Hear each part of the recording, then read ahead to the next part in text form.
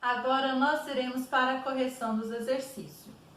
Texto de divulgação científica. A saúde na era do jogo digital.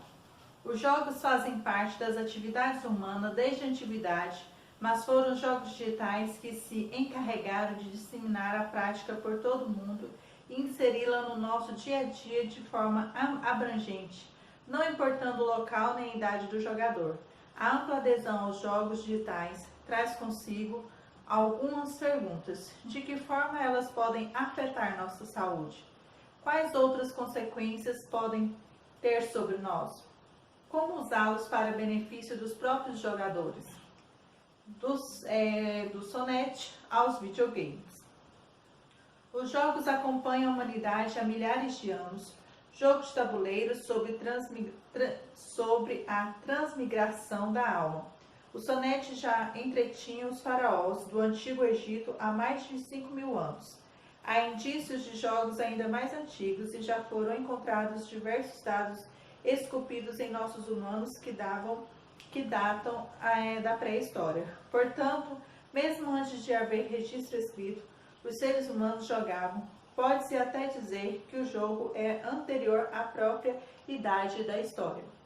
Apesar disso, foi o surgimento dos jogos digitais, videogames ou simplesmente games, que a prática de jogo ganhou evidência em todo o mundo, virando parte integrante do nosso cotidiano. Os jogos digitais compõem uma indústria imensa que se em 2007 já ultrapassava o faturamento da indústria cinematográfica, em 2018 superou a marca de 100 bilhões de dólares. Só no Brasil há mais de 66 milhões de jogadores registrados. Com a popularização intensa dos jogos digitais, surgem vários questionamentos sobre a forma como eles nos afetam e sobre quais efeitos podem causar em nossa saúde. Perigo real? Praticamente desde o surgimento dos primeiros jogos digitais comerciais, há questionamentos sobre os seus supostos perigos. As perguntas vão se tornando mais numerosas à medida que as indústrias crescem. Esses jogos se multiplicam na sociedade. As acusações vão desde provocar sedentarismo nos jovens a causar danos à postura e, mais frequentemente, provocar comportamentos violentos. Entretanto, nenhuma dessas acusações foi provada de forma convincente por pesquisas científicas. Talvez a preocupação mais recente seja com relação entre os jogos e violência. Mas é importante ressaltar que até hoje nenhuma pesquisa conseguiu demonstrar conclusivamente que o uso de jogos cause comportamentos violentos. Embora tenha percebido que as pessoas com temperamento violento tendem a preferir filmes, livros e jogos violentos. Essa relação não significa que é o jogo a fonte da violência. Prosseguindo com a leitura aí na próxima página. O acesso de menores em um determinado jogo deve, de fato, ser avaliado pelos pais irresponsáveis, de preferência baseando-se na classificação indicativa em vigor no Brasil. Mas não há nenhuma evidência científica que permita afirmar que o jogo violento torna seu usuário mais propenso a atos de violência.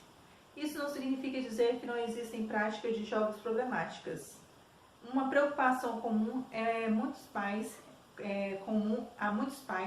é com o chamado vício em jogos, o jogo compulsivo por longos períodos, negligenciando outras atividades. Embora o termo vício seja inadequado, uma vez que o consumo de mídias como filmes, músicas ou jogos gera efeitos cerebrais bem diferentes do que o uso de drogas que causam dependência química. Recentemente, a Organização Mundial da Saúde, OMS, incluiu o distúrbio de games na 11ª Classificação Internacional de Doenças, CID.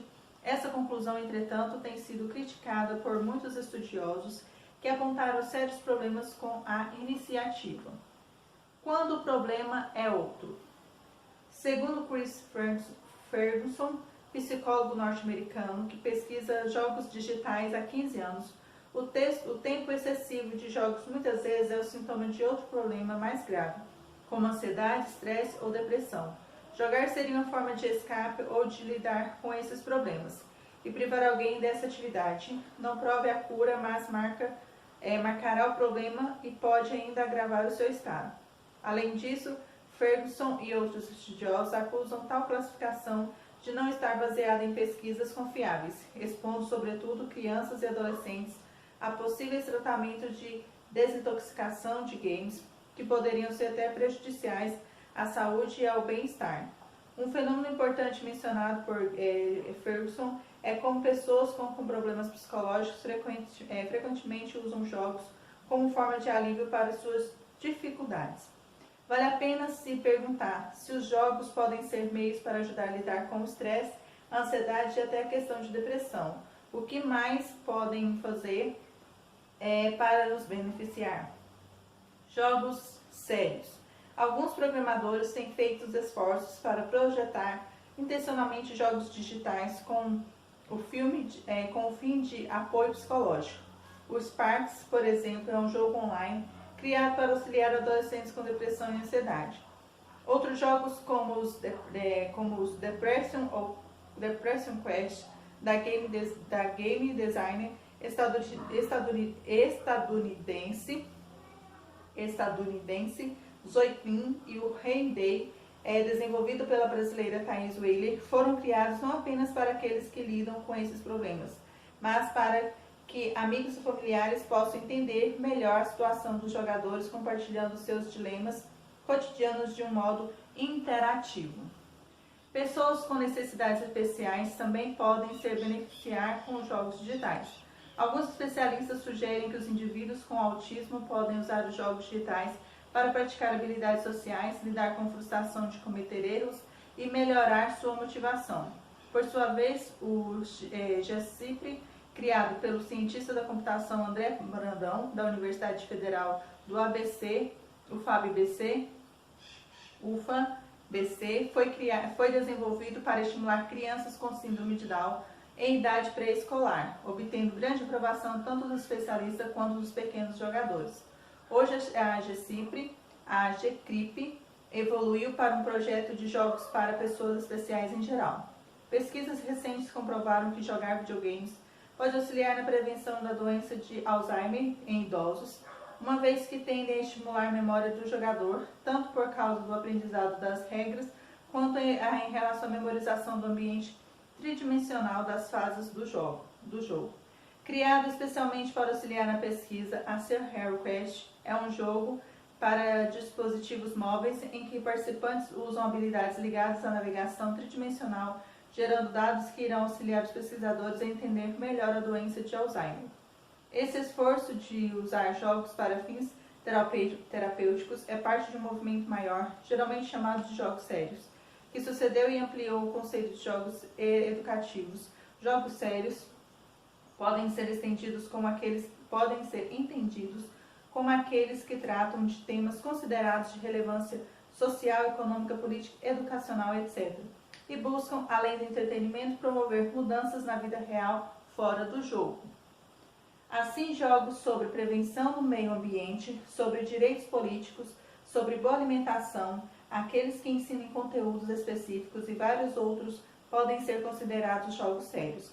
A finalidade básica dos jogos sérios é engajar, transformar seus jogadores para por meio de atividades lúdicas, promover mudanças e melhorias na vida real. Uma das áreas mais promissoras é a dos jogos para a saúde. Em prol da saúde. Os jogos digitais começaram a ser usados no campo da saúde devido à atração que essa mídia exercia principalmente entre os mais jovens. Mas logo estudiosos perceberam outras características vantajosas. Segundo a pesquisadora em mídia digital norte-americana Deborah Lieberman, da Universidade da Califórnia em Santa Bárbara, Estados Unidos, os jogos permitem mostrar ao jogador, de modo claro, relações de causa e efeito nos comportamentos cotidianos e riscos futuros à saúde.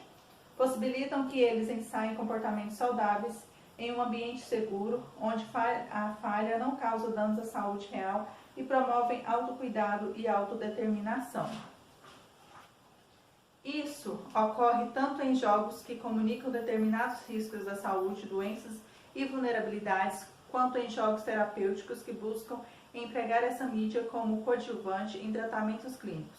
Um exemplo bem sucedido é o Hamilton, criado para auxiliar jovens pacientes com câncer e aprender mais sobre a doença e aumentar sua autoestima.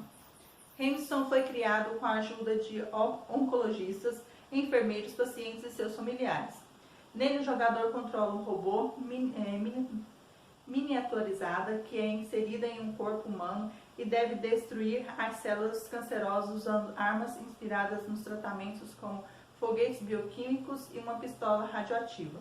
O jogo foi testado e se mostrou muito bem sucedido. Ele não apenas ampliou a compreensão sobre a doença e a autoestima dos pacientes, como também a sua adesão ao tratamento.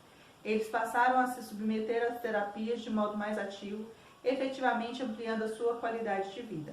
As regras de um jogo digital não apenas contam com uma história, mas formam um sistema dinâmico de causas e efeitos, capaz de demonstrar ao jogador um funcionamento de processos que não seriam claros se explicados de uma maneira textual e linear.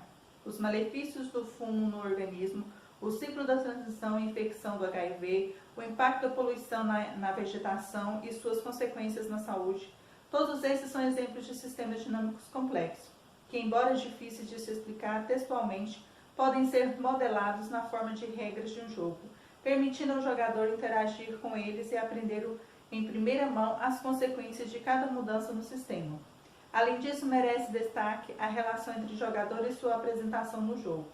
O seu avatar, como é chamado, o psicólogo sino-americano Nick Ia, especializado em jogos digitais, defende que existe uma relação de identificação entre o jogador no mundo real e seu avatar no mundo virtual do jogo.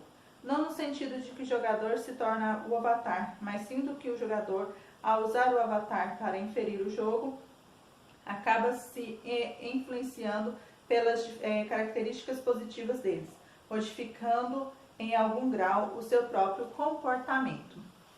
Esse fenômeno, chamado por Ia efeitos Proteus, seria, por exemplo, responsável pela mudança de atitude de muitos jogadores tímidos que, ao jogar com personagens mais poderosos, passam a ser mais decididos nas conversas com outras pessoas online.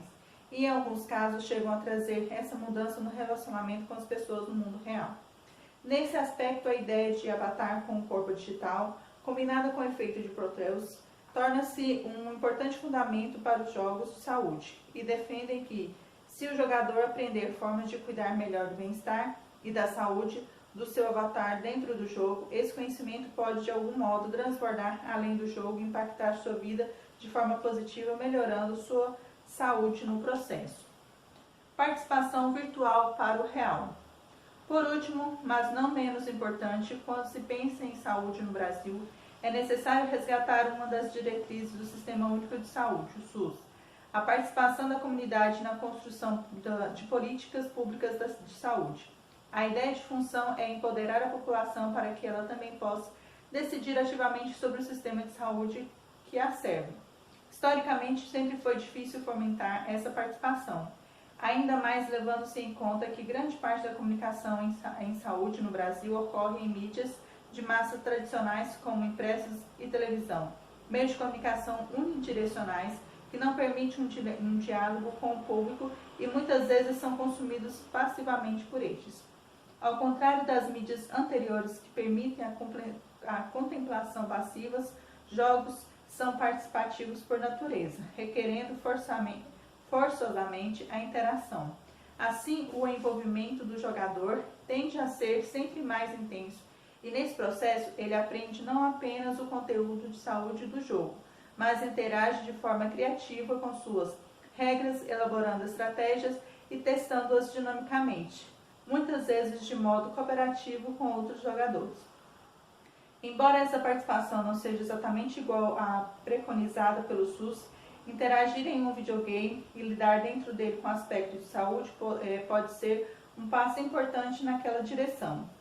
Ao ver os sistemas sócios modelados em regras de jogo, o jogador pode interagir com elas, compreender melhor seu funcionamento, sua lógica e suas contradições, trazendo esse conhecimento para fora do jogo. Esse processo tem potencial de deixar claras as relações de causa e efeito na sociedade, onde as regras existem, mas não são tão evidentes como em um jogo, e de fazer perceber que essas relações podem ser alteradas para se tornarem mais equilibradas e justas.